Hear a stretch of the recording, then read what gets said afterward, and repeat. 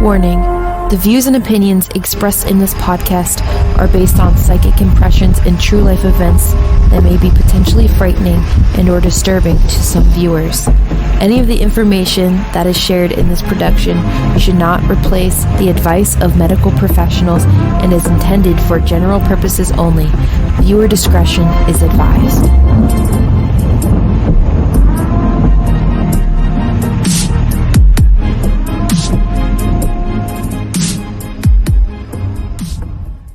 So we're two psychic mediums that specialize in the paranormal. Our purpose is to shed light on what goes bump in the night. That's why we refer to this podcast and ourselves as Lights at Midnight, aka Lamp. Lamp. The Lamp fam. So, Chasity, what did you name this recording? I named this recording Let's Wrap It Up. No, it's actually not a condom commercial. It's just a wrap up of haunted objects. So we'll be wrapping up origins of a haunting, haunted objects in general, because we had a bonus episode with that. But we're going to be wrapping up like our experiences that we had with Dead Serious Investigations with Duran, and then we'll be jumping into my experience with meeting the real Annabelle. So it's actually a really cool episode today, so do not be deterred, because we're going to talk about the legit, real deal Annabelle, and I'll be sharing some photos that I actually have of her. I don't have all of them. I'll tell y'all why in a little bit. It's kind of weird and mysterious, but definitely hang around because it's going to be very frickin' interesting. Mm-hmm. And just the experiences in general that we had, I think, are interesting. Yes. Yeah, just like in the middle of releasing episodes that contain like our interview with Duran, Dead Serious Investigations, and I had a lot of stuff go on, so. Yeah, it was an eventful week. On top of the work that I did outside of this, when it comes to intuitive work, I was helping a couple different people. I've probably helped 4 or 5 people this month with different various things, but I was able to pinpoint some of my experiences with Pam the doll mainly. It was mainly, everything kind of centers around Pam, and really opened my eyes to, haunted objects, because I knew that it was different. And it was a different thing than I was used to dealing with, but it kind of isn't. It's just got different characteristics. So it was a really cool experience. Mm-hmm. Well, Emily, do you want to start? Because I know I have, I think my stuff, besides the things we already spoke about, you probably had, I think you had a couple of experiences before I did, because we've already spoke about some of them. And I've only got really one big thing to share, and then I was going to give y'all a little information and a link to some other stuff about Pam that y'all can check out. It'll be in the description box down below. So you want to get started? Yeah, sure. So, like, the first thing that I noticed was going on, and at first I didn't correlate it with, the interview with him, because I wasn't the one doing most of the talking to him. It was mainly you, because you were trying to get, like, information and trying to give him details and stuff. So I wasn't the one communicating. So I was kind of like in the dark of what his experiences were. True. And then when I told you about them, you're like, oh, hey, by the way, that sounds like the stuff that's going wrong with him. And I was like, oh, shit. Yeah, and you had your tooth pulled, too, which is no fun. So you were a trooper to even be there in the first place. Mm-hmm. I was, yeah. It actually wasn't as bad as I thought it would have been, like getting a tooth pulled. Because last time I had my teeth pulled were like my wisdom teeth. Oh, yeah, that's very painful. So it's like 4 bad ones. And then so you just, use Suffer. that bad experience and you kind of like apply it to all experiences that are similar. Yeah, for those of you that may need your wisdom teeth pulled, just go ahead and get it over with, because it fucking hurts. Mm-hmm. And then after that, if you can go through that, then you can go through almost any dental work. Hell yeah. So the first thing that started happening, I was getting ready for my YouTube lives, because I do my readings. I usually do my readings once a week for my YouTube groupies. And the first thing I noticed was my cameras were being really finicky and they were all glitchy and stuff. So like I use, I forget what the heck I use. It's one of the programs you can use for lives, and I'm stretching to see which one it is again because I forget. Is it StreamYard? Oh no, it's Streamlabs. I forgot. Okay, yeah. Streamlabs, right? And so, like, you can have your cameras on, and it'll put a picture of both your cameras, and if they're on, you can see like what's going on. It's like a test to make sure everything's working, and that was very glitchy and annoying, and that has never happened to me before with those cameras. They're really good cameras. Yeah. Yeah, and pretty much I was like, you know what? I forgot to light my sage and my candles, because usually when I do my lives, I have a white candle going. I have sage burning. I have Palo Santo burning because I don't like anything interfering. And I hadn't done that yet. And the second I did that, that stuff went away. Interesting. The camera started working just fine. I was having then no problems. Yeah, and that's the thing. If y'all didn't catch, or whoever's listening to this particular podcast, if you did not catch the last two, both of them actually are full of different types of information and different experiences. And Pam the doll is basically a replica of what most people would know as Annabelle, the Raggedy Ann vintage doll. And that seems to be like the ringleader of energy. And she does, or it's been known for things to kind of go haywire electronically, to lose data, to lose documents when anything involves her. So that is kind of what we're referring to in case you missed the last two episodes. Yep. And then just like, not just at home, because we were having issues. I think I messaged you and I was like, hey, oh yeah, my taser just like moved off my table. Yep. You did. During all that, you actually sent me a picture because you were vacuuming or something, and you said it like flew off this little table or box or something. Yeah, it was off my coffee table. Yeah, and like also too, that reminded me, I don't know if you were going to say this, but I know that you're looking through, because Emily, she's like a legend, literally. She keeps documentation of these things, probably like I should, because you'll forget. Like, guys, if you're into intuitive work, it's best to try to keep some type of written document of your experiences, either it's written or verbal or whatever, and she's really, really good at it. I mean, she takes it down all the time. But one thing I did remember was when you were at work. And yep, I was about to that's what I was wondering if you remembered or if you were going to say that. But yeah, go ahead. That's a good one. That one was next. Okay, with my computer and stuff. Okay, so I was having no issues with my computer at work. It's like my register. I do all my sales and stuff on for customers, and basically I had this thought where, because it was really busy, and I'm like, it would be nice right now if, we started having technical difficulties. And I'm not even kidding you, not even a minute later, that shit started having some major technical difficulties, to the point where we had a reboot that didn't work. Like, we had to call the help desk. It was being so weird.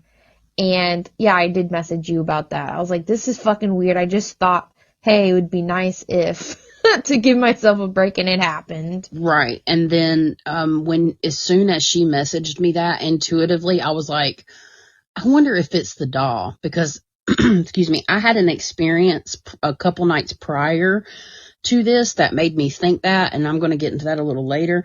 But I even said to Emily, I was like, well, I wonder if this was the doll doing it, because the electronic interferences, because this isn't just a doll. This is actually an entity, and this type of entity has enough power to kind of know your thoughts telepathically and all kinds of stuff. And I was like, we were joking about testing it out too. And oh my God, yeah. and something crazy happened. Now it could have been, this could have been a slip or whatever, but Emily, yeah, that was crazy. What happened afterwards?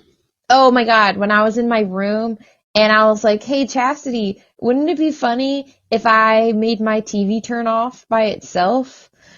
Yeah, and you were like, I'm not sure if it's the doll or not. And Yeah. yeah, you were like, well, I wonder if I could say that about the TV, and then yeah, I was like, okay, I'm gonna see if I can get my TV to turn off and my lights to flicker off and on.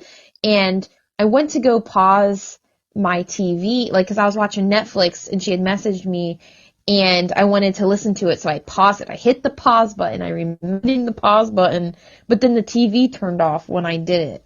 yeah, and we would, within like 30 seconds of us talking about it. So, it could have been anything, but it was just a very interesting situation. Yeah, because that TV don't usually do that. Yeah.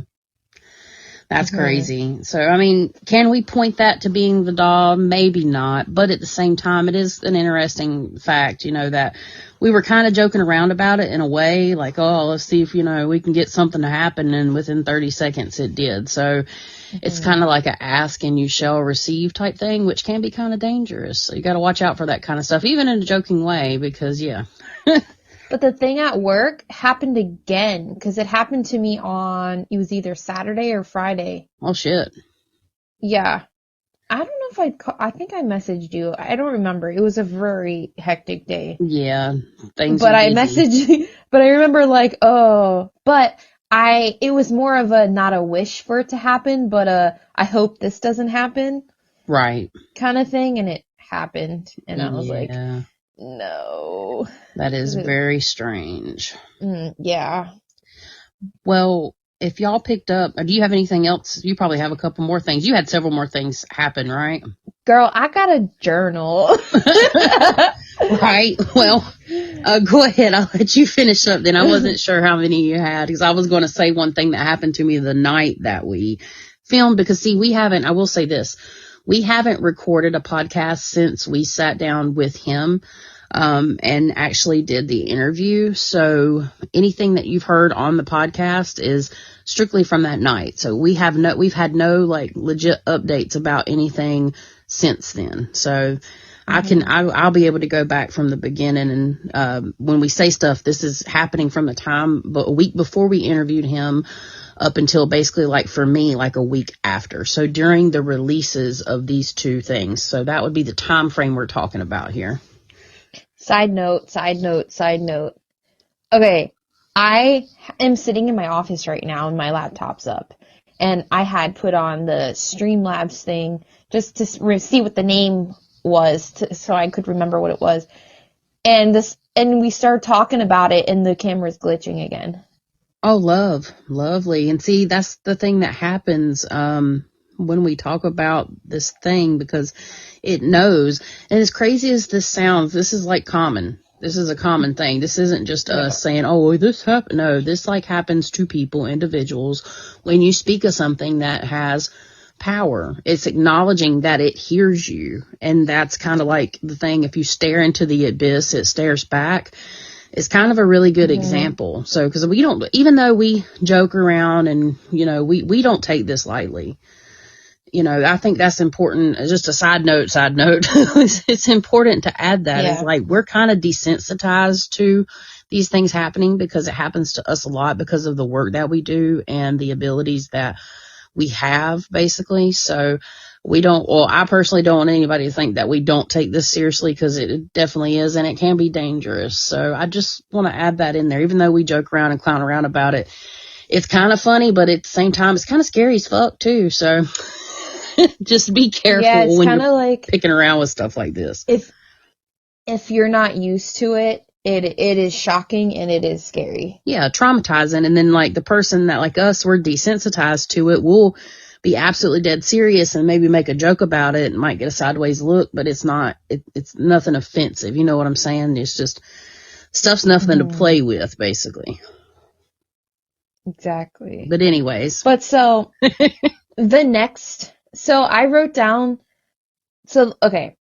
So it was either the night of or the day before where I had that dream that I spoke about with you guys in the interview thing about seeing the doll and being in the classroom, right? Mm-hmm. And then my next entry after that is 11/18/2022, right? And this is what it says. It says, was dozing off and saw someone shooting someone in close proximity in the head. Oh. Yeah. Hmm. That's the next one right after it. And see, we released the second one. So we released the first one on the 21st and the second one come out on the 28th of November. Mm-hmm. So that was a few days before. That was the night we did the interview, because we did the interview on a Friday and we did the interview on a Friday and we released it on a Monday. Y'all, little diabetes over here. I don't have diabetes, but if I eat sweet stuff, I think I'm on the verge of it, and I about passed out. So I'm drinking coffee right now. It's kind of like 9:30 at night. So when I drink coffee, my mouth just goes blah, blah, blah, blah, and I can't keep up. So I apologize. But yeah, that was, I think, the night we actually recorded with him. Mm-hmm. Yeah. So I just wanted to throw that in there. That's crazy. And then, so the last one was released on, you said, the 28th? Yes, the bonus episode, technically episode 5, but it's actually bonus. So yeah, the 28th. Because on the 27th, I had that astral realm experience where I was on the road and it looked like I was looking at this person that looked like roadkill. Oh yeah. I remember you telling me about that too. And didn't it like talk to you or something crazy? Yeah, it was creepy and gross. But yeah, so I'm going to read directly from my journal just because it's easier to remember. But basically I wrote, had an astral experience where I was walking on a road and all of a sudden I see what looks like roadkill, but in the shape of a human person. And of course I'm with somebody else who has dark hair, and I think it's my older brother guide. And all of a sudden the roadkill starts talking. Apparently, even though most of her body was smashed into the road. And I know this is like graphic. Yeah, viewer discretion is advised. Yeah, she could still speak, but barely. You could see bits of her face as she spoke and parts of her body that were still somewhat recognizable, but 99.5% of her was gone and smashed into the road. That's awful. Yeah, and she kept tripping over her words as she tried to tell me something important, but I couldn't make out her message because she was in shock, and I honestly couldn't understand how she was still alive. Obviously, we know she wasn't alive.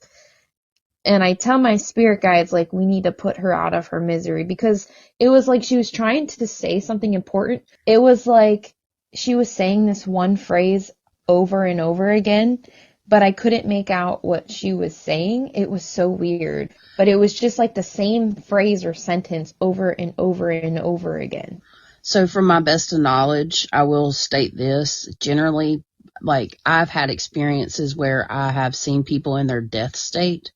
Yeah. And it is, I'm pretty sure it's fairly common that a lot of earthbound spirits, they stay stuck in their death state because they did not move on, either because of a tragic accident like that, something like that, or choosing not to move on. For example, like the fear of judgment and being stuck earthbound. It almost sounds like you had a run-in with an earthbound spirit. And from listening to you over the last year and different experiences you had, I'm wondering if that's a common reoccurrence with you, is like you're actually picking up, because we have discussed about you living in a bigger city. There's a lot of things that can happen. And like you could be picking up too on spirits down the road. You know, they're coming to you at night because you have that kind of open door spiritually. So that to me is that's immediately what I think about that, which is crazy. Yeah. Sense. And you see crazy stuff. I know. It's always bad things, like things that have happened to people. Mm-hmm. And I've experienced things like that too. And that's just part of being open intuitively. And, you know, moving forward, we will start getting out of this. We will start covering more psychic stuff and psychic abilities down the road. It's just we're trying to do this in a certain particular way that fits the season and in order, and we're going to talk more about that. I'm not trying to get too sidetracked, but I wanted to state that it's a good time. But that is part of having psychic abilities for those that may be just coming about and trying to understand what they're going through. So if you see stuff like that, just remember that, it could be imagination, it could be dreams, but when they're very vivid and real like that, it could be your abilities, and you're actually picking up on earthbound spirits. Yeah. Yeah, because when you said death state, that kind of was like an aha moment, and it was like, yep, I think you're right. Yeah, she's stuck in a cycle, because a lot of times spirits stuck in their death state, they'll repeat the same thing over and over and over again. Yeah. It's sad. It is. And that's where certain mediums try to move these, people onto the light. And now that's something that I felt like I have tried to do. I have tried to do that with spirits in the past. But it's something that, you just kind of have to trust and visualize and see. It's not something that I'm educated on from a standpoint of another medium. It's just something that I've tried to do when I run across spirits. And it's almost like a portal of light will open up, and it's their choice on whether or not they go through it. So that's how, that's part of like seeing spirits in the death state. But some of them are not always ready, and it might not be time, because when they don't move on, they can't find the light. Yeah. It's crazy. Yeah, because when I was talking to my guide, it was like we couldn't do anything. Like no matter what I wanted to do, I couldn't do anything. So I'm wondering if that person wasn't ready. Right. And, it's a sad situation, because a lot of people, don't, when you choose not to go, if you somehow realize that's, your choice and you're choosing not to go, then you lose that opportunity, and it can take forever to find it. That's why you have hauntings. That's why buildings and places are haunted, because of the things that happen there. Not always 100%, but a lot of the times. The only other times not only, but another scenario is actually a negative or malevolent spirit actually holding and collecting fractals of people's souls or their spirit and holding them there, not letting them go, and actually like using pieces of their spirit energetically, which is a whole nother topic. But anyways. Mm-hmm. Yeah. And then on 11/29, I had an experience where I was outside of a deliverance place. It was like a place where you could get delivered. And I was trying to get someone to go there, but the family members were being like, you're crazy, this isn't real, and blah, blah, blah, blah, blah, and not letting them go when that person needed to go. Right. So that was like my last experience then. And what Emily means by deliverance or being delivered is where there's certain type of religious groups or just groups in general that actually use the word of God to deliver people from demonic attachments. And it's something that I've researched in the past, but I've started researching more and finding like real deal cases of people actually being delivered of demons, whether they know that they have them or not. So that's a very interesting subject as well. Mm-hmm. So, what was your experience? Because you had that big one. Yeah, well, it was more or less a dream. So basically, it was the night. I don't know the date. I would have to go back on Instagram, because I actually messaged Duran about it because I wanted to tell him the experience. But normally when I have any of these types of dreams, I know I'm with people, but I never like look over to the sides or behind me. I just know they're there. I hardly ever see them, or I can't right now recall any time that I've ever seen any of the people that are with me in the dreams. Well, this night I did. It was very interesting. Pretty much, basically, I had a dream felt like all night long, and I can't remember most of it now. The only part I do remember is I was in this long brick tunnel, and to give you a descriptive way to explain it, it looked like a old train tunnel that you would see that was built back in the 1800s, possibly somewhere out in the city. maybe like New York or even in England, how you have these old brick tunnels. So it was like a long brick tunnel that you would see maybe even in England. It's probably still, around and about whether it's being used or not. And we were in it, and there was a room off to the side. I know this sounds crazy, but it was like a bedroom. So if you think about a long tunnel, a traveling system, it makes me wonder if it's like the traveling system for the entity that I'm about to speak of. I don't think this was a dream. I really don't. I'm pretty sure it was an astral experience because of what I'm about to say. But I agree. It was definitely, I feel like it was 100% astral. Yeah, because if this, just when you feel and smell and touch and taste or whatever, any type of experience like that in dreams is kind of what happened to me. That's how you know the difference between just a dream and an actual astral realm experience. But I'm thinking like this tunnel, was some type of traveling system for whatever it may be. But there was like, outside of the room, there was a wooden table. So it was literally like a tunnel, like, half oval door, arch door, and no door on it, just like an entryway. And then there was a bedroom, right? Well, somebody, it might have been the person that was with me, told me that this inanimate object that looked like the doll, Pam, but it kept like shifting into this dragon looking thing, like even though it was just a doll or looked like a stuffed animal and it wasn't moving. They said, if you destroy this before it has a chance to gain power, that'll be the only way you can stop it. So I literally pick it up and start to cut the head off of this inanimate object. Something happens and we're distracted. I feel like there was some type of monster or something coming down the tunnel, like something was coming for us, right? And now looking back on it, this kind of makes sense. I set the animated doll object on the bed. We go outside and do whatever we have to do, but there's like this monster coming down this tunnel, and it makes me wonder if it's the same like energy that inhabits the doll now, because it kept shifting from like a monster looking thing to the doll.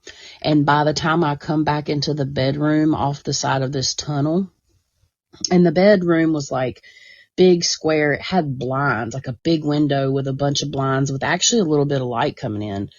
By the time we come back into this room, I know there's another person with me. I hadn't seen this person as of yet. This thing grew into an actual monster. So it looked like a cross between a velociraptor, like in Jurassic Park when it's little like things come out the side of its face and it goes like, ee! I can't do it.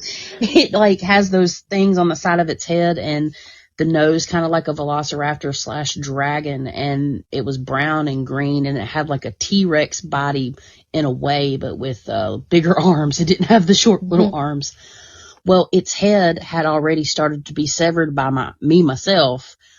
Well, the person, I finally saw somebody that was with me, right? So there was a sword we had. And he grabs the sword. This man was bald-headed. He had like black square glasses. He had one of them pull-over jackets. It's not quite a hoodie because it doesn't have a hood, but it's like one that half zips down. It has the collars on them. Like he had that on. And he grabs the sword, and I run around to the other side as this monster's like starting to stand up because it just got its like consciousness, I guess. And he takes the sword and like where I had already cut, he puts it in its neck, and I go over around to the other side and jump up and grab its head. And I mean, this thing's massive at this point.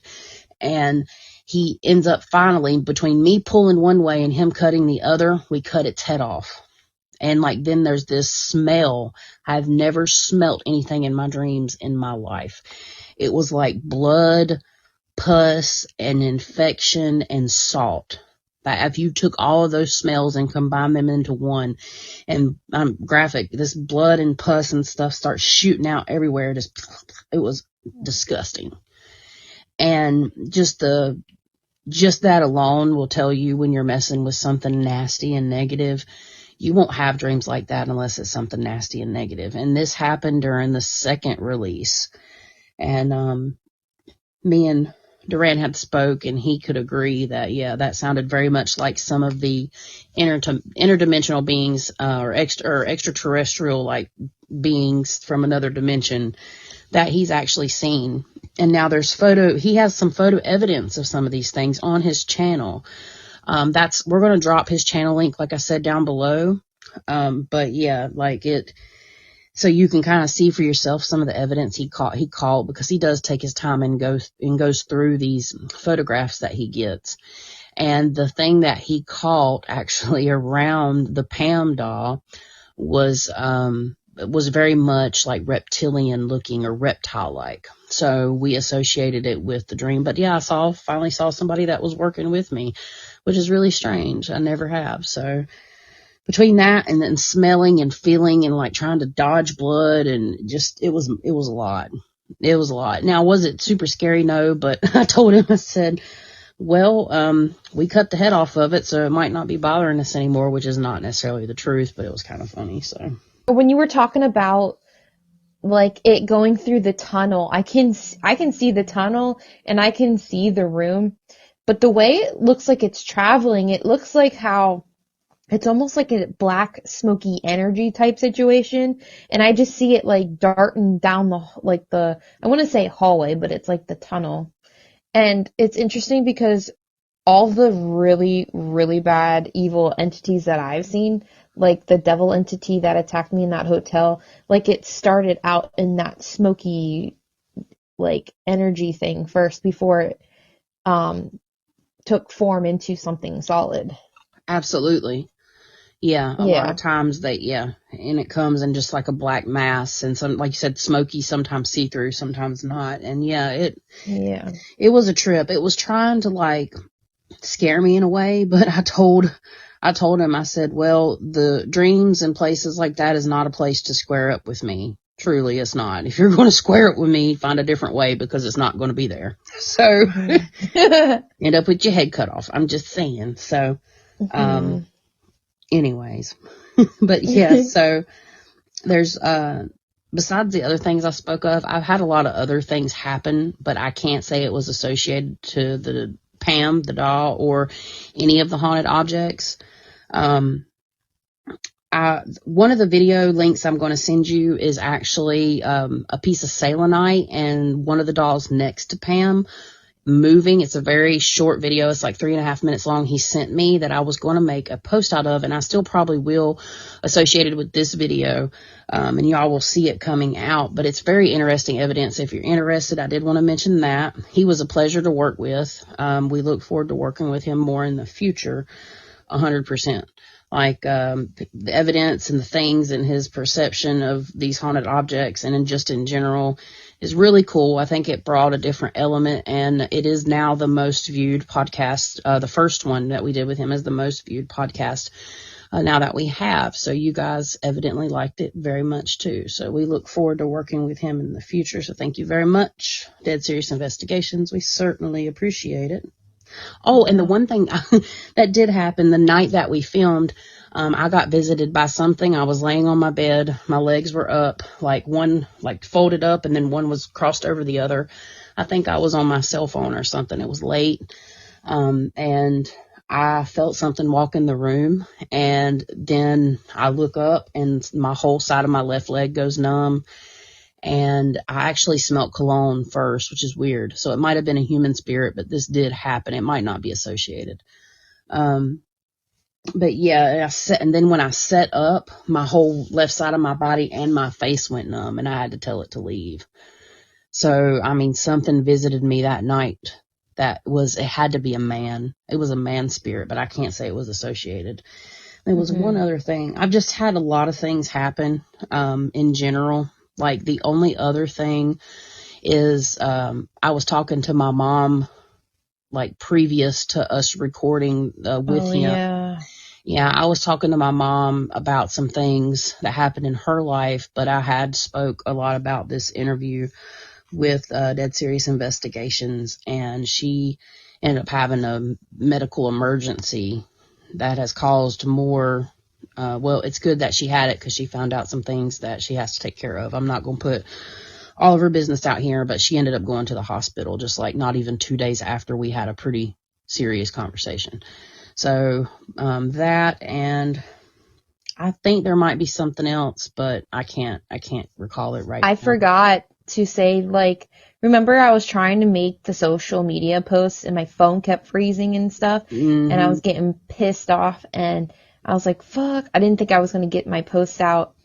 But yes, it was a post about the episode, so. Oh yeah, that's right. Because I started like saying, you know, any negative or malevolent energy on my end when you told me that, I was like, you gotta go. You gotta get out. This is our will to do this. You're not going to stand in our way. And then like not too long after the post, she was able to get it out. So like when things like that happen, you basically, is the best thing to do is just say stuff like that, or your form of prayer, however you pray, and it really generally helps. But yeah, I've had some other things happen, but they're more involved with other people that, you know, I don't have necessarily permission to talk about or could associate 100% with Pam. I will say that I have learned, and what he was saying about the facets of the dolls and stuff, it's like they pick up, or the objects, they pick up different parts of people, different, like I was saying in the first, I believe, episode,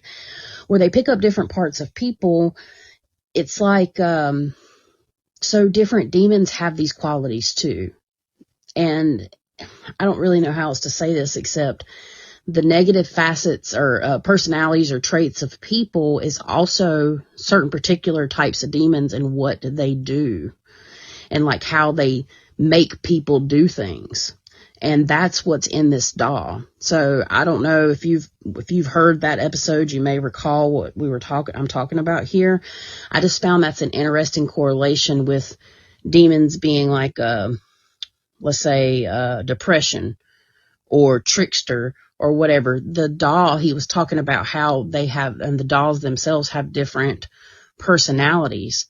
And I just found that to be an interesting correlation that I ended up making over the last 2 weeks about the objects themselves.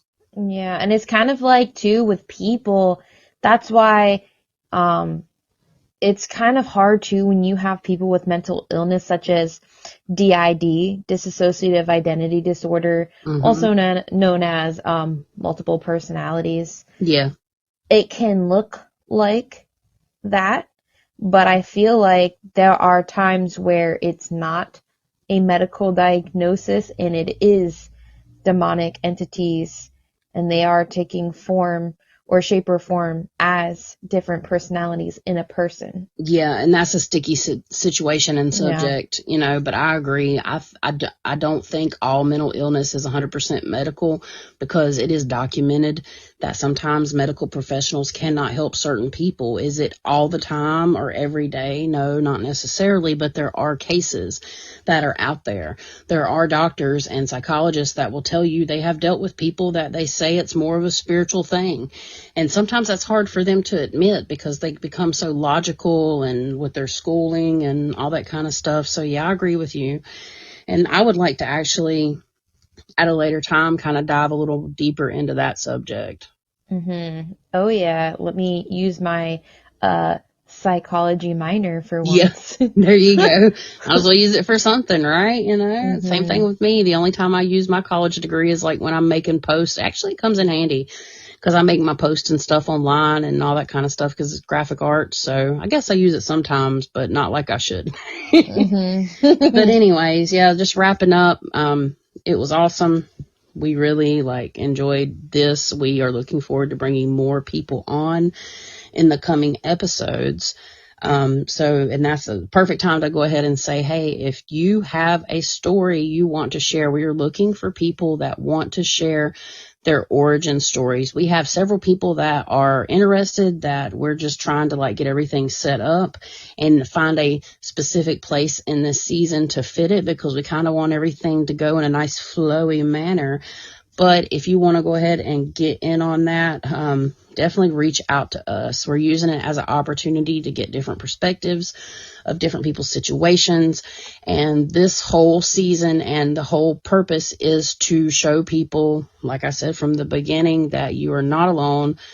You're not crazy. There are people that have these experiences, and if we are crazy, then we're all crazy together. Because I'm just saying, it's kind of like, yeah. I mean, there's so many people that have experiences they can't explain. So that is the whole purpose. But I guess we'll go ahead and switch gears because we're about 40 minutes in already. Oh yeah. Into Annabelle.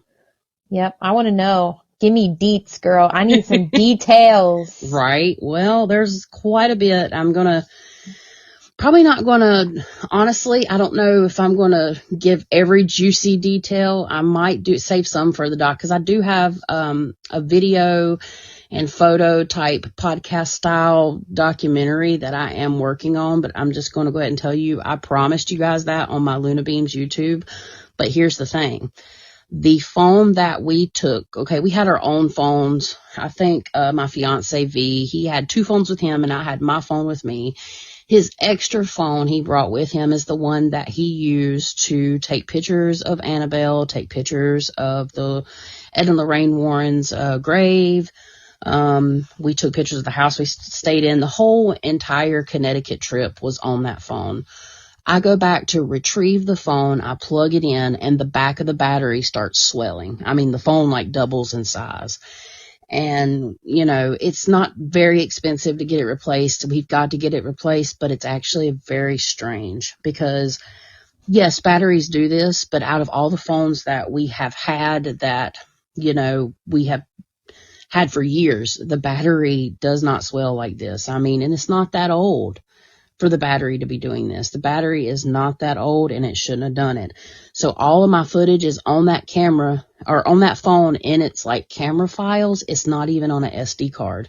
So I am praying that once I'm able to get this phone fixed, that I can get my my content off of it, because we have even content from walking through the West Virginia penitentiary that's on that phone too. There's so much content that we took last year that hopefully we won't lose. So that's why it's taken me a little bit longer. And yeah, after you hear the story, I have to say you'll probably won't be surprised that the phone battery swelled up, because shit got really wild. Dun dun dun. Right. So my Annabelle experience weekend, I went to the very first Paracon. It's called Seekers of the Supernatural Warren's Paracon. So it's dedicated to Ed and Lorraine Warren. The main feature of the Paracon, it was held in Waterbury, Connecticut at a hotel. Can't remember which one. They actually moved the location for this year's Paracon. I would have loved to have went, but they moved the prices up. They doubled the prices, which is understandable because of what they're offering. And because I thought it was like a once in a lifetime thing. So I was like, shit, I ain't going to miss it. Don't care how much it costs type thing. And I had some money to play with back then. So I was like, let's go, dude. Let's go for it.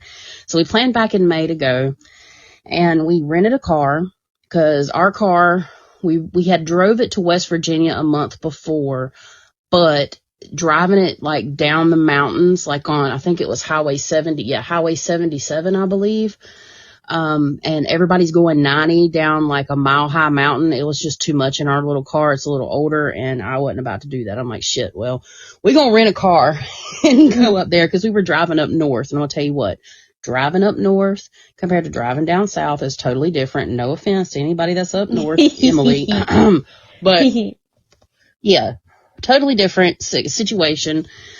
People, driving through New York City is the craziest shit ever. It's not compared to San Francisco. That was a little bit more crazy, but even New York was pretty bad. Anyways, so we head out a little late. We got a late start. We had planned to be up there for 2 nights total. So I had actually booked an Airbnb for 2 nights. It was an old house. I found out that it was built in like 1904. And all the houses I noticed up north are like older, but they're massive. Like up in this part of Connecticut, these houses are massive. Generally now they're split up, unless somebody bought them outright. They're split up into different living situations, right?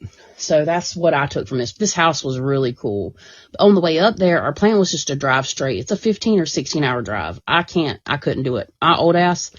Back in the day, I did a whole loop around the United States when I was 23. It took us 3 weeks and we drove 10,000 miles. Well, guess what? That was about 15 years ago and I can't do that anymore. So we retired. We had started out late and we made it to a place called New Market, Virginia. And it wasn't but about 5 hours away from home, I'd assume, at this point. And we just get off the highway, we're tired, and we stay at a Days Inn, which is not the highest quality hotel, which I'm not extremely picky, or at least I used to not be. But we start noticing like signs to the battlefield too. And the signs to the battlefield were like all around New Market, Virginia. It was dark. It was late. We check in, we pay $90, we get there, and the bed and everything was so uncomfortable. I mean, it was like a brick. And like I said, my old ass can't handle that no more. So I was regrettably wanted a shower before I got up there because we got a late start. So I had to skip out on that part. And I was like, well, at least I can take a shower. So V had this thing, funny part, V has a black light flashlight. So I know where this is going. Yeah. So Emily knows this from the time that we actually met this year. And V brought his flashlight and was being funny in the hotel room or whatever, but he brought his blacklight flashlight and was like shining it everywhere all over the bathroom, and it was awful. I mean, you can see everything with a blacklight flashlight. We did not even, I say we tried to sleep, but we didn't pull the covers down or nothing. We actually laid stuff over the bed to sleep because he's done like Inspector Gadgeted the whole fucking room, and now I'm all paranoid like I'm gonna get COVID, syphilis, and something else. But actually, at the end of the night though, I wasn't too worried about the COVID or syphilis because there's medicines for that. But what there's not medicine for is we were actually sleeping on the fucking battleground, and I did not know this. So hey, take a psychic medium that, you know, even though all mediums technically deal with paranormal, no, we specialize in the paranormal. Therefore, we're more open to darker or negative shit. So, unknowing to me, I was sleeping in a Days Inn that was built on top of battlegrounds because the same road it's on, y'all can look it up on Google, you know, Daddy Google. The Days Inn literally is on the same road that the historic museum, the historic museum is. And literally the Days Inn is next. No, I'm sorry. That's the Battleground Visitor Center. The museum was like a football field and a half away from the fucking hotel that held all the Civil War stuff. Now, I'm going to tell y'all, there is a strong energy around the Civil War, especially in the places that I live as well as Emily. There is just a certain energy behind this battle, particularly. And there is behind any battle, but the things around this shit is haunted. Jess, what? I'm trying so hard not to I hear you laughing. I was like, is she ever dying? Are you laughing at me because I'm getting attacked by demon monsters on the battlefield? I did not know. I did not know. I was driving. Something came through, and and they literally said, yeah, it was this raggedy old bitch. Oh, God. You talking about the motel? I guess. I just heard a man's voice, and it was like, yeah, it was this raggedy old bitch. He might be talking about me because I cleansed the place while I was there. So, like, I took all my shit with me to cleanse just in case. Because, like, I'm getting ready to go see Annabelle. Like, I'm excited, but at the same time, I'm kind of nervous, you know, because I'm, like, getting ready to go see actual occult museum items. And this isn't something that people get to go see, you know, so I'm like freaking out a little bit. I'm like, well, shit, I'm going to take my protection with me naturally, right? And we get there. I take a shower, regrettably. V's over here shining the damn light. All is well. We're kind of giggling, but we're also a little on edge because, you know, we got a lot of traveling to do. We're not young anymore as we used to be. We're kind of like, all right, let's get this shit over with. Well, as I get there and I lay down, I'm already wound up, you know, because when I have something to do, I can't sleep very well sometimes. So we're laying there, and all of a sudden I start getting images and flashes of people, and this is my interpretation. I'm seeing different people, like today in today's time. I'm seeing people that have stayed there before. I see a man and I see a woman, and this is all coming in through my mind's eye, and I'm starting to pick up on things like their life, and I'm seeing this, that, and the other. Well, all of a sudden shit starts getting really heavy, and me and him, he's also sensitive, intuitive, psychic, basically. He just does different stuff with his, with his abilities. We have kind of two different opinions on certain things sometimes, but he was feeling it too. The place was off. And I think around this time is when we figured out that we were on the battlefield itself, but we could just tell something wasn't quite right. I started getting pressures on my chest, and long story short, I end up seeing an entity. And this entity is like an orangish, yellowish red, if you mixed all those colors together. And behind this entity was a massive amount of grayed out bodies. It was almost like it was the leader, or it had these people as prisoners or something. But it like showed itself. I was sensing all this stuff. It showed itself to me. And then like this, I don't know what happened. This energy like bounced back and forth across the room. Like there was something was way off. I'm like, V, I've got to go to the car and get the cleansing stuff. I can't sleep in here. It was like smothering me. And I cleansed the room and everything like with sage. And, yeah, it kind of helped. It pushed the stuff out of the room, but what it made it feel like was it just went to the other rooms, and then it was almost like a box and wall closing in on us. It was kind of terrifying. There's a little bit more to that story throughout the night and the next morning, but for the sake of time, I'm going to move on. I'll pick up on that, probably on my channel and stuff when I do like the documentary style thing. There was other things that happened, but needless to say, we didn't ever sleep, and we left as soon as possible. So that's how that ended.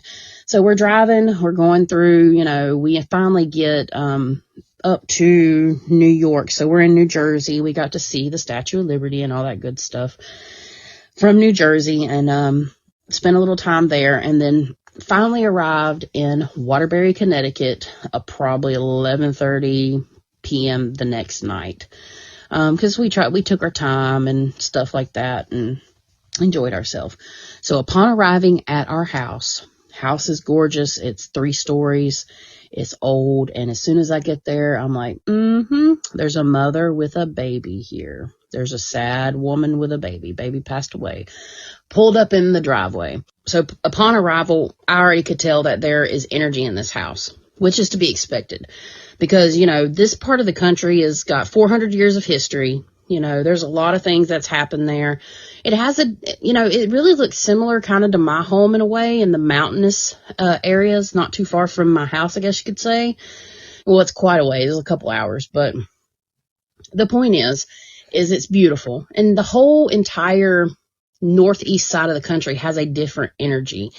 It's almost like everything's compacted, if that makes sense. It's harder. It's not necessarily harder to breathe, but there's a specific type of energy. And I think me and you have talked about this, about up north compared to like down here in the southern region where I live. Yeah. It's a lot more airy.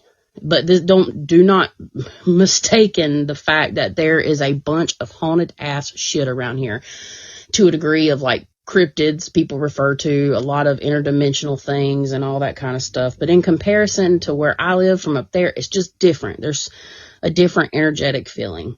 So I'm feeling all this getting into the house, and it was gorgeous. We entered in through the kitchen. And this is my first time staying at this type of Airbnb. There's like cameras everywhere. I feel like I'm on like hidden camera show at this point, but it's understandable, And we were instructed to go up the main grand staircase, and we get to our bedroom. Everything's cool. Everything's fine. I actually slept like a rock, to be 100% honest. Slept like a complete rock. The bed was like, I've never slept on a mattress like this, but like once you get in it, it's really hard to roll over. And I didn't move the whole night. So after having that experience at that hotel the night before, was seeing this entity that had those specific colors. It was like the leader or trapping these souls. I have no idea, but whatever it was, it was no good. So I slept through the night, and then we got up the next day, but I was extremely tired from all this. Like, I was energetically attacked pretty much in that hotel room, by not being able to breathe. Actually, now I actually remember I actually had to go get, like, I felt like I needed ibuprofen or something, but that really wasn't it. Like, I for real was energetically attacked in that hotel room. It just like sucked the life out of me. So I got up the next day ready for the Paracon, and I was beat. I was tired.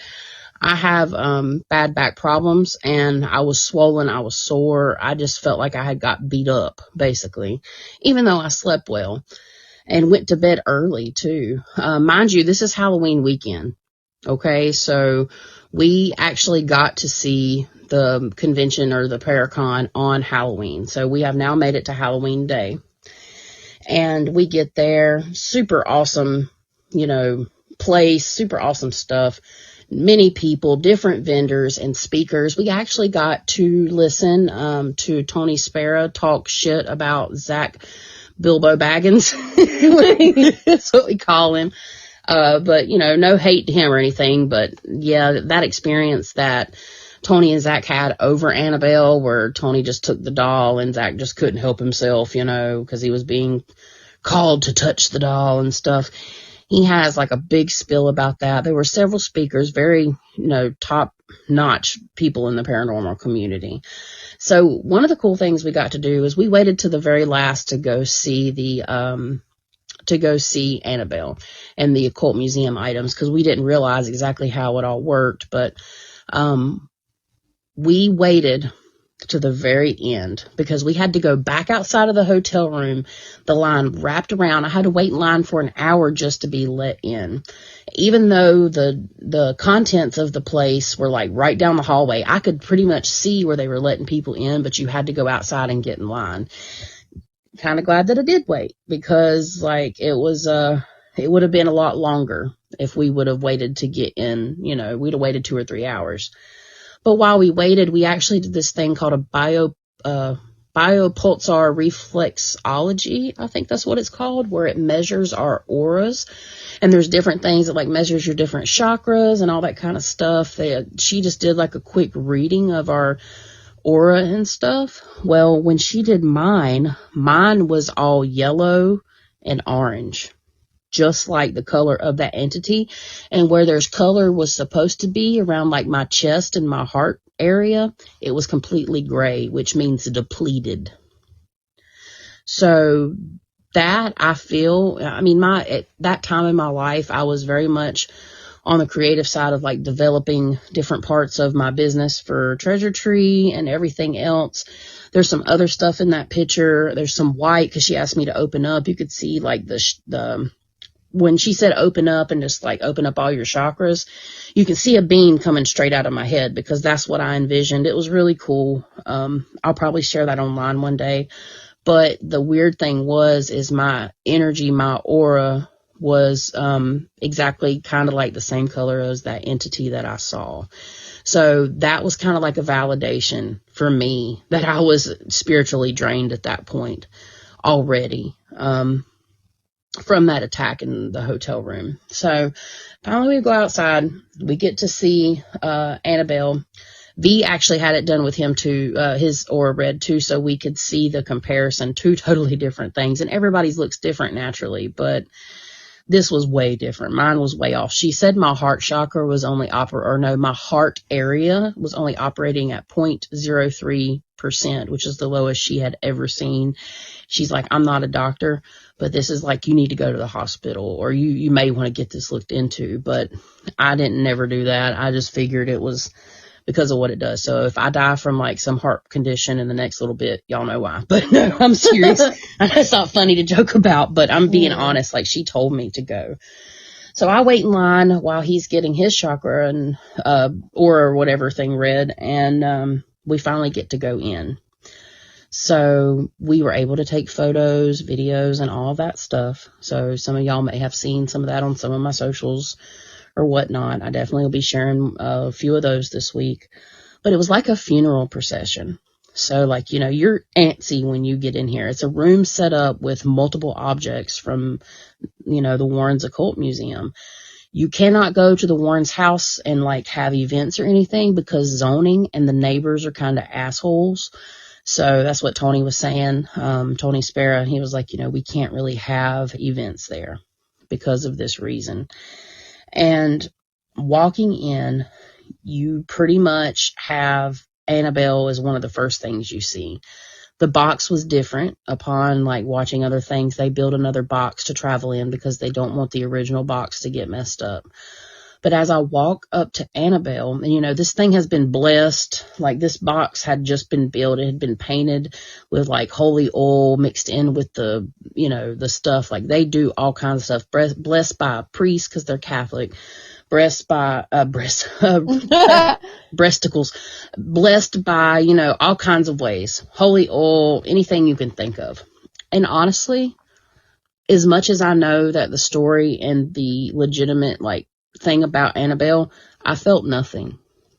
But the thing next to Annabelle, which was the witch, there was something in it.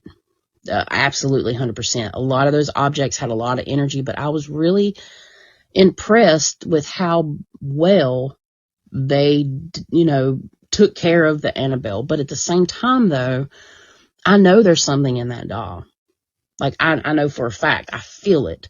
But when I was 6 inches away from Annabelle. And you got to stand there for a few seconds. If you wanted to take your time and take some pictures, nobody was rushing you. But it was like a very quiet, solemn funeral procession. It was very interesting. Everybody was, from what I saw, was very respectful. There were thousands of people there. I'd say at least 1,000 that day. And they actually opened it up. They were only having it on the 30th. Well, some of the bigger speakers were there on the day before, but we went the second day. And, they had the dinosaur, the little toy dinosaur from the movie, one of the Conjuring movies. They actually had that there. They had the satanic skull. They had the shadow doll. I believe that's the name of it there. That thing was super creepy. But the thing about Annabelle, though, was the witch standing next to it. There was an entity looking back through its eyes. And I'm almost wondering if it was a form of something from Annabelle, almost like just hiding out in that, or some type of energy off of Annabelle hiding out in that, saying, "Ha ha, look at me." Yeah, well, when you showed me the picture, and you didn't even tell me, I don't think you told me what you felt. You were like, "What do you feel from this?" And I said, "I honestly don't feel that there's it doesn't feel like there's anything in that doll at the time." Yeah, you would think it wasn't the real Annabelle. Yeah. It was weird because normally, whether I watch it through TV or whatever, if something's haunted, I can pick that up really friggin' fast. Right. And if I'm sorry, go ahead. No, I was just going to say, like, I didn't feel anything in that picture. Yeah, and that's exactly how me and V felt. But at the same time, though, I know for a fact, and she proved herself, we'll just put it to you this way, the rest of the trip, from pretty much that time on, this is where shit gets interesting. So it's been kind of like, oh, you went on this trip, yeah, so far so good, not interested, whatever. No, trust me. The shit I experienced after going to this place, and I went in, cleansed myself, blessed myself, did everything I possibly could to try, but remember, I even get proof that my aura is like already shot at this point. It's crazy. It was crazy what happened. So we go through this, we take our time, we got a bunch of pictures, we see a bunch of things, even the mirror, there's a big mirror that, a man like stared into for, I think, 6 days or 6 weeks straight. Ended up seeing stuff in it, going insane. I got a picture of myself to prove that I was actually there. I'm actually, guys, my reflection in that mirror.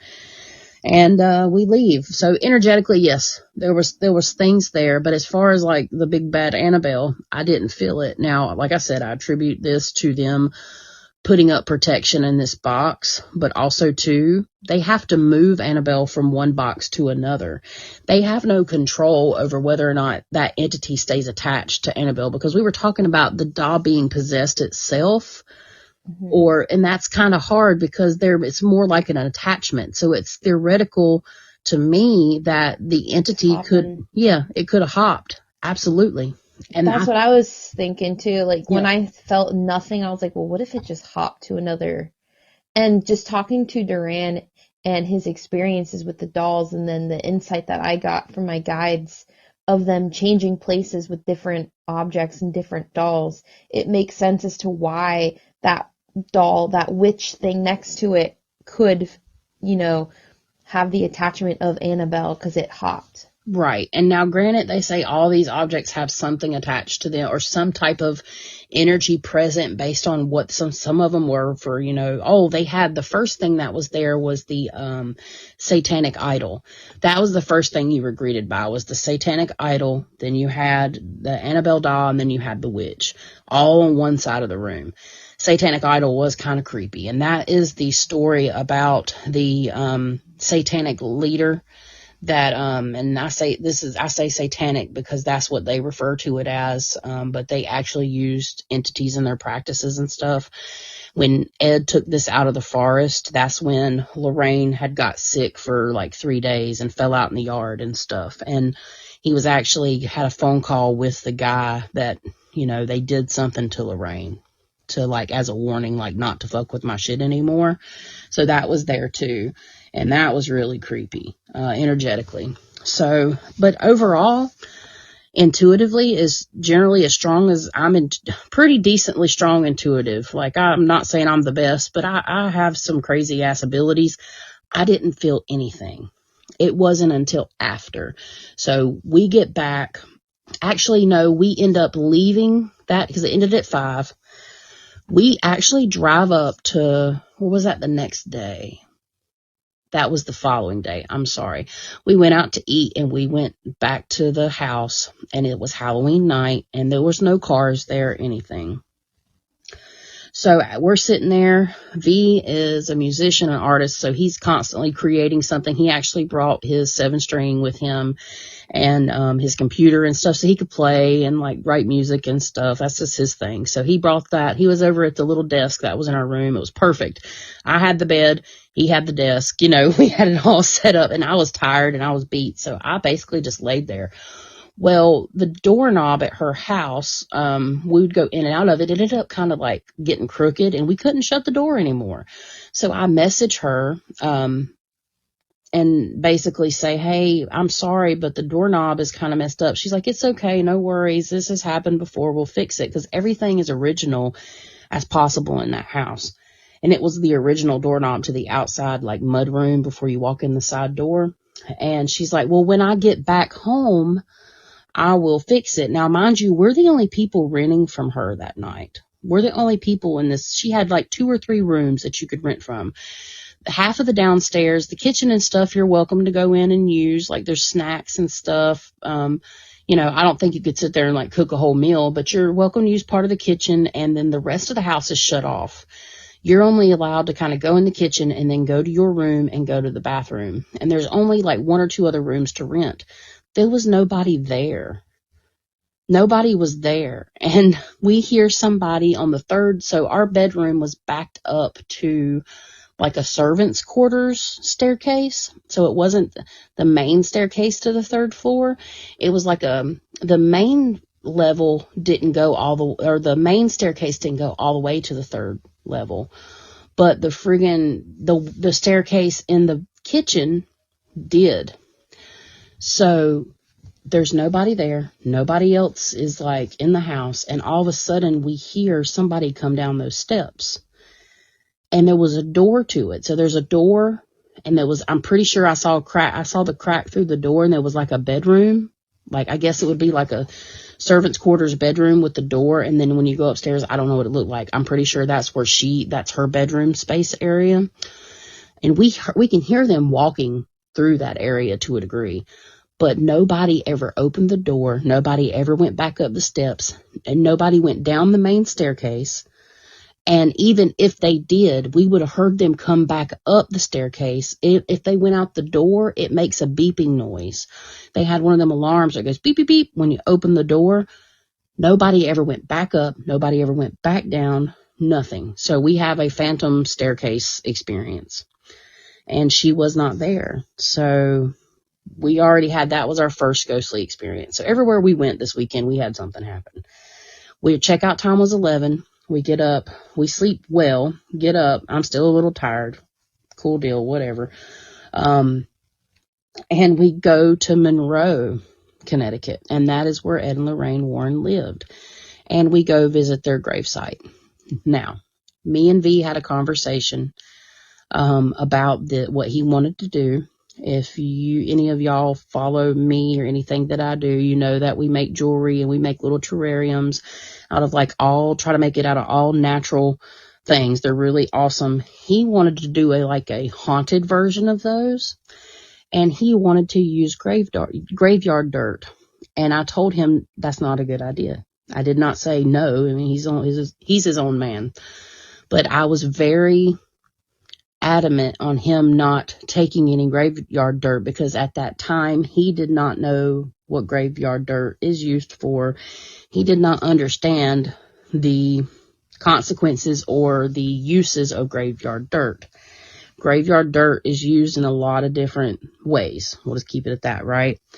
I was like, you can't do this. I really don't want you to do this. This is going to bring something back with us. You can potentially dishonorable to the people that are buried there and all that kind of stuff. And it kind of ended up getting to his head a little bit, but we go and we see. I even felt uncomfortable taking pictures beside of Ed and Lorraine's grave. Spirit actually led me there. You're in a big ass graveyard. Well, it's not huge, but it's pretty big, and there's no directions. Oh, here's their grave. You have to find it. Well, as these people, tons of people had already visited in the last few days because, they wanted to film and do all this stuff. I just felt it wasn't right. But V's his own man. I let him, do whatever. I'm not going to try to hold him back. I'm just going to say, hey, this is how I feel. We'll move on with it. So he's filming and stuff. I actually sit on the little bench. I intuitively find it. I have to ask Spirit to help me find it. So I end up finding it. I pay my respects. In a very respectful way. And then I leave the graveyard. I do a little short on Facebook. I may have went live or did something like that and said where I was. And V is coming up back through the graveyard, and he's like, okay, well, I'm going to get the dirt from outside of the fence. This is butted up to the road, and right next door is the Catholic church that Ed and Lorraine, actually, that was their church. He grabs a good scoop to put in a plastic cup of the graveyard dirt outside of the fence, outside of the graveyard, but it wasn't separate from the plot of land that the graveyard was on. That was, in my eyes, a little bit better, but still not quite. You know what I'm saying? So, yeah, it was pretty intense. I just didn't want nothing to do with it. So we start driving back that day. So we start to head back home, and we have a long drive ahead of us. We wanted to try to get through the whole thing without, stopping or without spending any more money.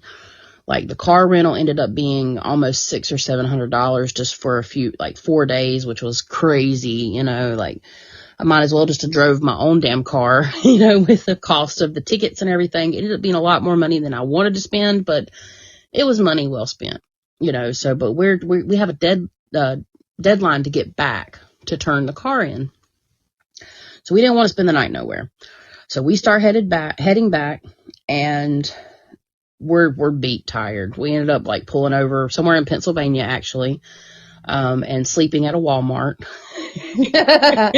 for 3 or 4 hours, and just kind of enjoying the scenery and all that. But we're beat tired. So we get back we cross my state line.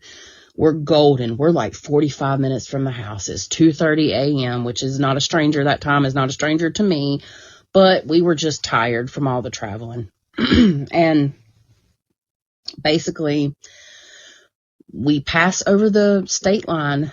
We're doing 70 on the highway. I'm driving. I'm like, yes, I am so ready to lay in my bed.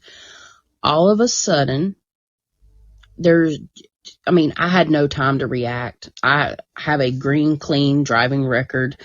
I don't have any like crazy stuff that happens. I'm a pretty safe or alert driver, you know. All of a sudden, these two boxes, they're black boxes that look like they have metal prongs on them. There's nobody on the road coming or going. It's 2:30 in the morning in a country county. These two black boxes with metal prongs are up in the road in the middle of the highway. I'm doing 70 miles per hour. It's pitch dark. I'm like coming up to the top of a hill. I don't see them. I have zero time to react. I'm in a rental car, and both of my front tires hit these boxes perfectly. Perfectly. Now, you tell me what is a black box with two prongs that they did not move? It was like they were stuck to the ground. As soon as we hit them so hard, and then you could immediately feel the wheel, or like we definitely popped a tire. Luckily, there was an exit ramp that was like, you know, right there within a mile. We get off the exit ramp, and we have our trunk packed full of crap. Now, this is a little sedan car. We didn't get anything huge. It was just me and B driving and just our stuff. We have everything in the trunk. We know the tires popped. We get out of the car. He looks at the tire. It's not the tire. It's the rim. It bent the rim of the vehicle. And we're lucky we didn't lose control and die. Because, like, how are you going to find, you know, two boxes that are like basically feel like they're cemented to the highway with metal prongs sticking up on them? I have no idea what they are. If anybody listening to this knows what I'm talking about, if that sounds like anything you've ever seen before, please message us and let me know, because I still don't know where they come from, how they're there, if anybody else hit them or anything. We even, after we put the wheel on, we even went back and looked, but this is where shit starts getting crazy. We go through the trunk. He spills the graveyard dirt out in the car because now we're frustrated, everything. And I'm starting to feel real creepy. Like, we're parked in the woods, basically, on the side of the road. And I start to feel like we're surrounded. And he spills it. I'm frustrated. I pick the dirt up, put it back in the cup. This is the first time I touched the dirt, and I was against it.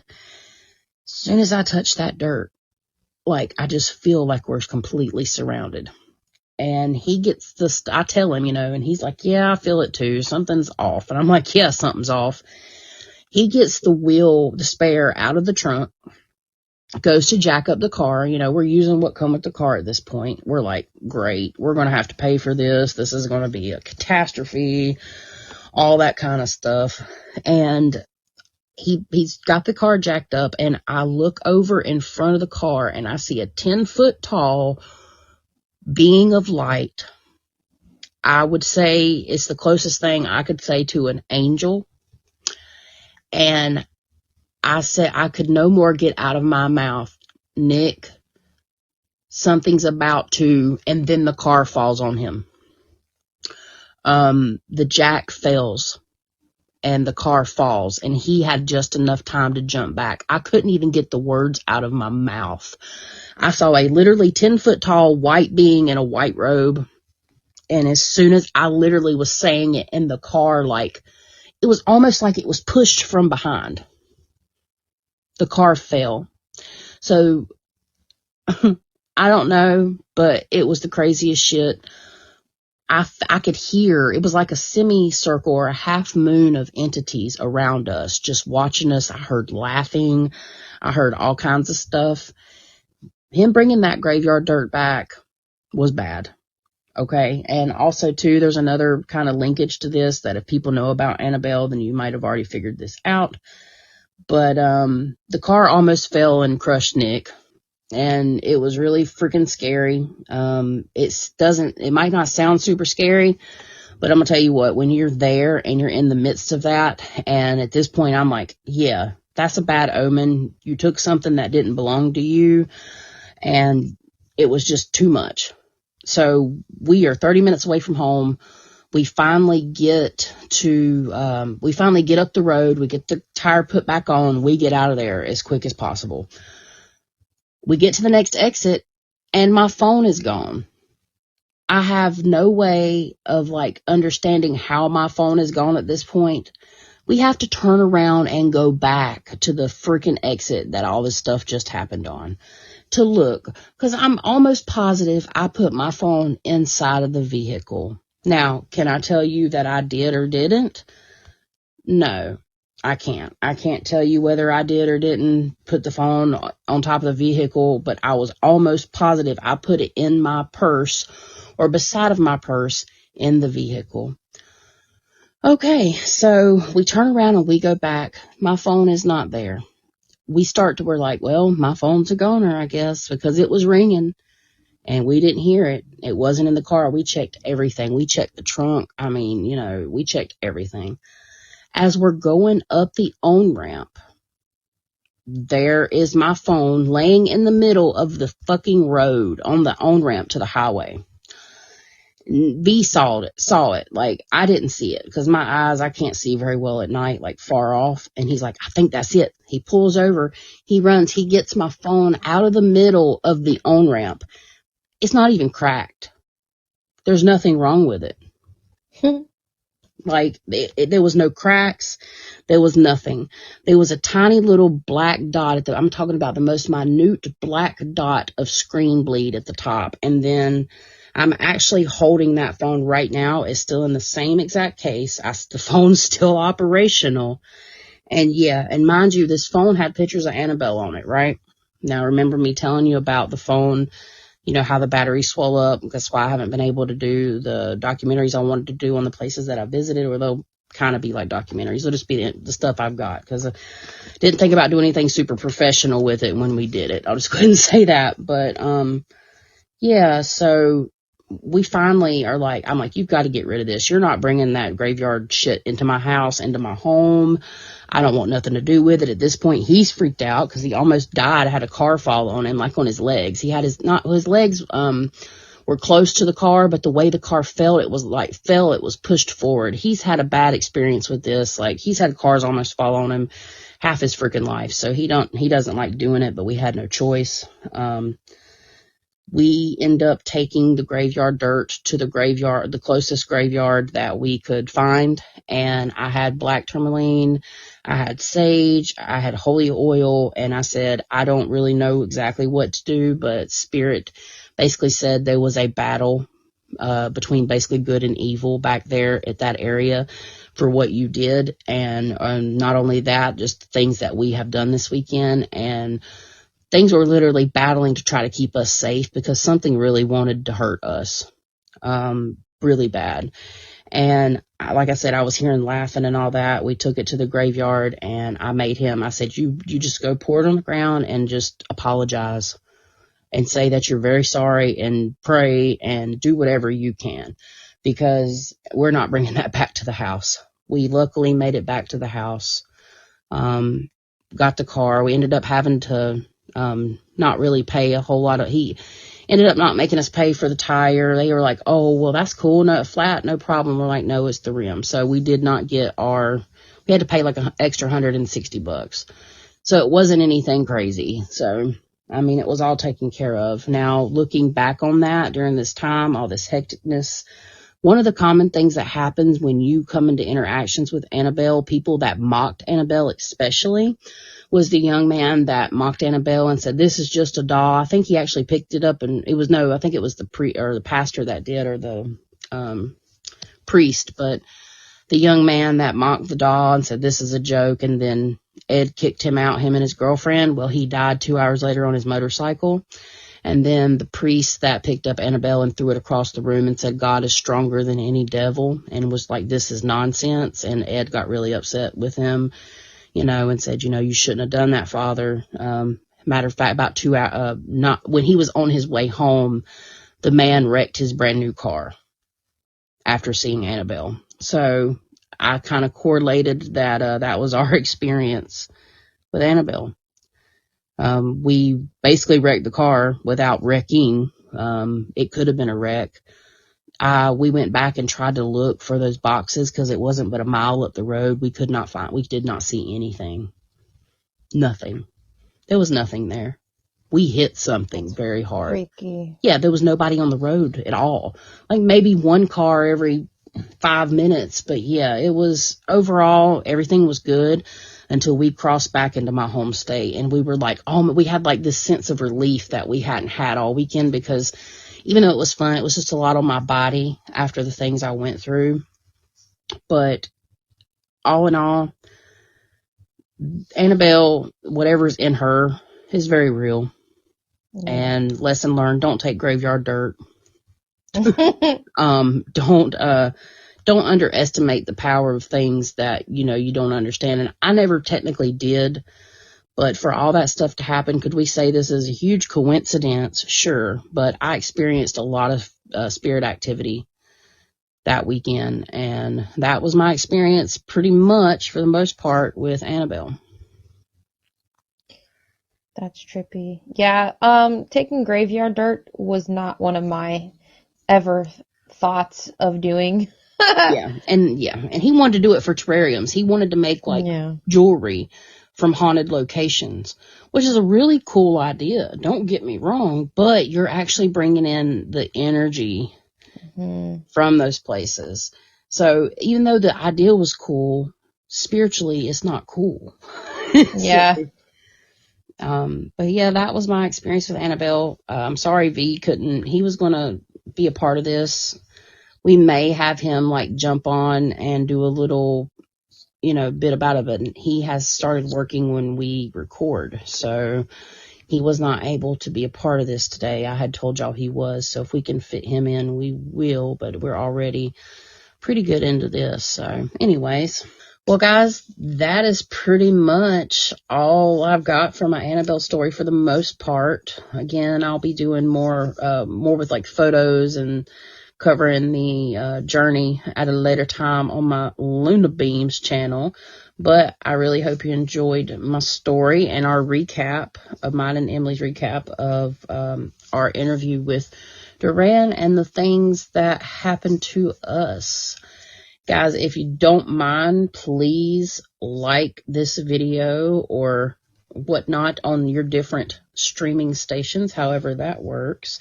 And we are going to be moving into haunting signs. We're going to be covering different types of spirits and entities. We're going to be having more interviews with people. We've got a lot more stuff coming up, as well as covering psychic abilities. So you can look forward to all that in this season. We're still trying to get everything placed out and worked out to where it's not like information overload every time we come on the podcast, because for those of you that want to kind of not just hear the interesting stories, but maybe learn more about this stuff, we want to make sure you're able to enjoy it and retain it. So we're getting our shit together. So just hang tight, guys. And if you have any suggestions of things you would like for us to cover, if you have questions, please feel free to message us on our socials. We generally keep all that information down below, but anyways. Yeah, and I think if we get enough questions, we can turn it into a YouTube live. Yeah, we definitely want to go live on YouTube and eventually do a live podcast. We're trying to work all that stuff out as well. You might see we are a bi-weekly podcast, so we should be back on schedule now, but we will have bonus episodes come out occasionally on Mondays. We would like to get to once a week, but with our schedules, we cannot. But soon enough, we will be able to get a little bit better of a routine down and do more stuff with videos and stuff like that too. Mm-hmm. All right, guys. Well, until next time. Hey, if you have a haunted story you want to share, you can email us at lightsatmidnightpodcast@gmail.com. Get in touch with us there. We'd love to hear from you. We really appreciate y'all hanging around and checking it out. And yeah, thank you so much. We are super excited to bring you some super awesome content. We really appreciate you guys checking us out. Thank you to all that took the time to listen to this week's episode. Your support means the world to us. And remember, all of us have the ability to shine brightly and shed positivity, even in the darkest of places. Stay safe, stay well, and light it up!